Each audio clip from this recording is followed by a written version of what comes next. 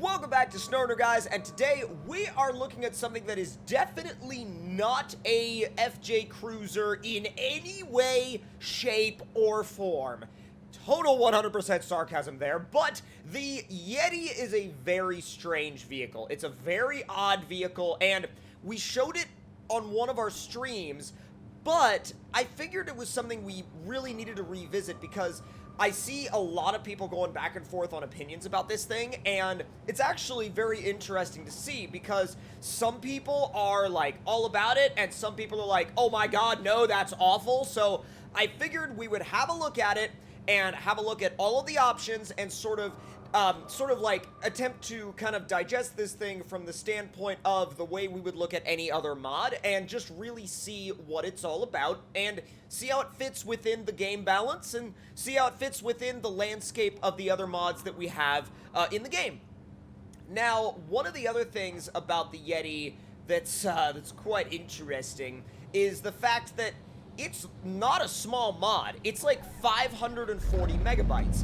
Now, does that mean that console pack files are in it? Maybe. But the thing is, I don't know if this would ever actually make its way there to consoles. I know someone asked the mod creator about it on the mod page, and he was like, maybe within 100 years.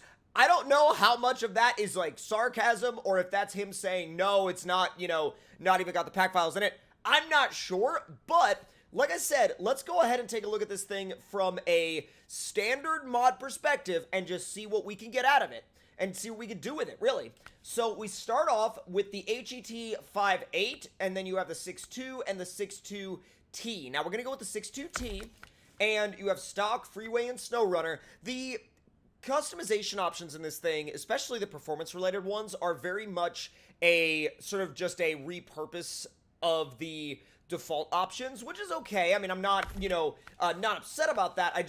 I do like it when people include, like, actual engine names and gearbox names in there, you know what I mean? So you also have the stock suspension, the raised, and the tuned custom. Now, what's interesting is the raised is definitely higher, but I feel like the tuned custom probably has a little bit more flex.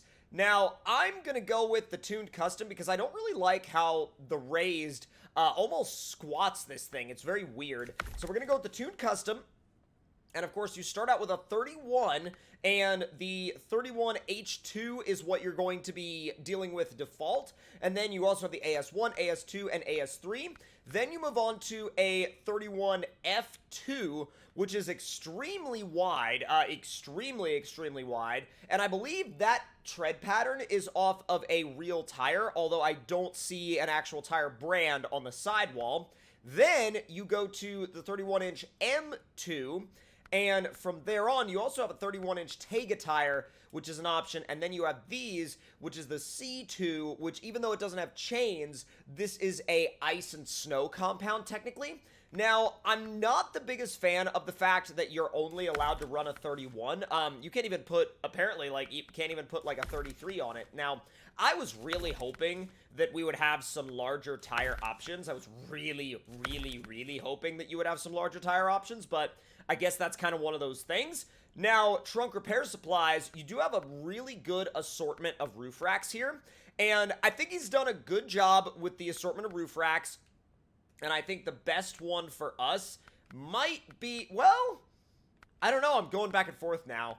I think the best one for our purposes is going to be roof rack 1. Now, as far as a visual stuff goes, you have the stock rear bumper, and then you have the rear, you have the aftermarket rear bumper with a completely separate wheel, which I'm really hoping we can actually throw that wheel on the, on the actual rig, because if we can't, I'd be really annoyed about that. Now, you do have some really cool lighting upgrades. You can actually smoke the rear taillights, and that's kind of cool. Now, you can also do a slanted bumper, and let's see, heat shielded exhaust. Oh, I see. So it's kind of like just a little bit of an aftermarket exhaust, nothing too crazy. Now, you do have a pretty good assortment of aftermarket wheels, a couple of beadlock options as well. I dig these. These look really good, actually.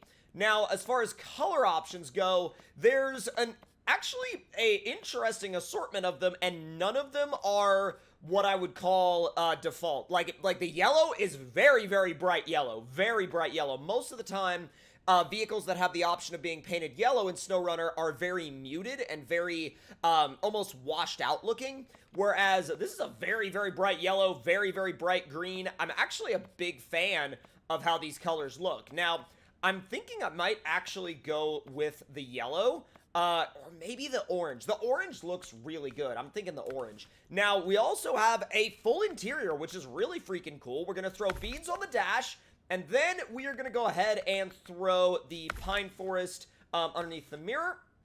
And you can actually do just about any assortment of stickers, like exterior stickers that you want. I'm really happy about that. That's really, really cool. And that applies to the doors as well.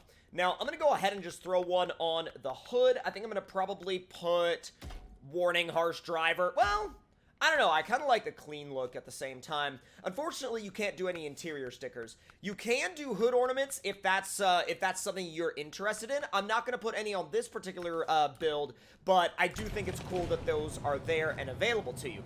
Now, let's fire this thing up and see how it does. Now, again, I wish we could go with a slightly bigger tire. I mean, and it's kind of annoying because you do have one suspension option that's even taller than this one, and I feel like with a suspension option taller than the one we have now, I feel like it would be kind of pointless with, you know, not even being able to go bigger on the tire size than this one. That's definitely my kind of my biggest gripe about this thing, is that you can't go bigger than the tire size that it comes with. You can change compound, but you can't change the, well, sorry, you can change compound and you can change width, but you can't change actual height or tire diameter. Now, let's make it across the, okay, can you go in a straight line, please? Let's make it across the river and see how it does. Now, right off the bat, I'm actually feeling a lot of, like, default vehicle performance. It feels like something that came with the game originally. Now, whether or not that's a good thing or a bad thing is 100% up to you and up to how you prefer to play the game. I know some people prefer to play with mods that are almost like, I wouldn't say like hyper balanced, but I would say like mods that are visually different from what you would find in the game, but not necessarily something that would be more powerful than something you'd find in the game. Now, if you have it in low plus with the lockers on, oh, come on! It's right there. I'm just, like, letting it work. I'm letting it dig in. Come on. It's definitely very realism-focused, and that's not a bad thing. I definitely think that that's something that a lot of people out there will look for in a mod. Now, I don't know if that's something that everybody is going to be interested in, but at the same time, it's nice to see that there are people out there that are doing, you know, builds and mod builds for the people that really want to see that sort of like hyper-realistic approach. Now, with that hyper-realistic approach, it may be a little iffy in the mud, and I fully expect that. I fully expect this thing to have some difficulty in the mud, but again, you know, some people may like that. So let's see how it does. We are in 4th gear right now with the automatic gearbox, and I'm going to throw it in high and see how far it goes, because normally I do run vehicles through this particular mud section in high. However, you can definitely tell that it's getting a lot of spinning going, and it's not necessarily the best. I mean, it's kind of iffy on that front, but it definitely does have that sort of realistic feel. Now, again, I cannot help but want bigger tires. I cannot help but want bigger tires. Maybe that's, you know, maybe that's because I prefer driving vehicles with, you know, a little bit more, wow, just with like a little bit more tire underneath them. Maybe that's because I'm used to different types of vehicles. But then again, you know, I feel like an argument could be made for the fact that, like, even the default vehicles have tire options going up to over 40 inches. So I don't feel like you could make an argument for balance solely based on tire diameter. Because I feel like if you were to make an argument for balance solely based on tire diameter, then that would mean that the Hummer and the Chevy 1500 and the Yar and all of those vehicles, that would make them overpowered. But I don't find them to be overpowered at all. I just find them to fit within the balance of the game. Now, granted, for being on a 31-inch tire, this vehicle is actually doing really, really well. I've got to admit that it is putting down a really, really good performance. And for those of you that do like to play an interior view, it does have a nice interior. It really does. You have the back seats, you have the seat belts, you have the dash, the radio, the AC controls, you have, you know, both the, really both the transmission shifter and the stick going to the transfer case. You have just about everything except for the fact that, like, oh, the tack works. Oh, that's cool. Yeah, the tack works, just the speedometer doesn't. Well, actually, no, it does. We're just not going fast enough for it to really do much, which, that makes sense. That makes sense. Yeah, no, the speedometer's working now. Oh, look at that. Look at that. That's really cool. That's really, really, really cool. Now, obviously, the clock is not synchronized, but I feel like, you know, I feel like if you're gonna be, like, upset about the fact that the clock isn't synchronized, I don't know, that's a new level of, like, criticizing a mod, and really, I don't think the clock needs to be synchronized in order for it to be an immersive experience. Now, the 31s are definitely showing a little bit of their, showing a little bit of their weakness here. Whoa! That suspension rebound is a little awkward. Definitely a little awkward. I wish it had more flex, especially for the tuned custom suspension. It definitely rides and flexes like a default vehicle. It really does feel like it was designed to perform like a default vehicle. And some people may be all about that. Some people may be all over that. And some people may not be all over that. I personally would really like if it had a little bit more flex and a little bit of a bigger tire underneath it, but again, personal preferences, and I would love to hear from you guys in the comment section below to let me know sort of how you view stuff like that. Would you rather it had more flex and larger tires as an option, or do you think it's good as is, being that it performs like a default vehicle? Now, I'm going to actually go into the garage, and I am going to swap over to the highway gearbox. And we're going to refresh that. That gives us it takes away our low minus and low plus, but it gives us a 6-speed automatic, which is nice. And there we go. We'll bring daytime back up. And now we are going to head to the bridge jump. I think it'll do pretty well, but at the same time, I don't think it's going to make it to the barrels.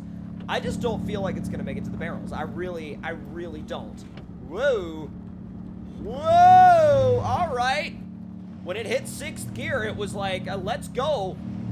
Turn. Oh, you're going to flip, aren't you? No, no, no, no, no, no, no, no, no. Okay, I just turned it straight because I was like, I would rather not go over, like, right before the bridge jump. It's not exactly my preference, you know? All right, let's make it up to the top of the hill and not fall off the edge. I would really prefer to not do that. All right, heading over the top in 5th. There's 6th. Let's make it a go at it. We're going about 60. And, yeah, definitely not making it to the barrels. Although, we got out of it with, you know, just merely some suspension damage and nothing else. No damage to the engine, no damage to the gearbox. That's pretty nice. And I've got to say that I expected it to get more damage than that off of a jump like that. So I would love to hear in the comment section down below what you guys think of this thing, if it's something that you guys like, if it's an approach that you guys like, you know, to mods, or if you prefer other types of mods, and if you prefer other types of suspension setups. I would love to know that as well. Now, also, if you guys have any other thoughts or opinions at all, make sure you leave them in the comment section below. Hit that like button if you enjoyed, and subscribe if you're new, and I'll see you guys next time.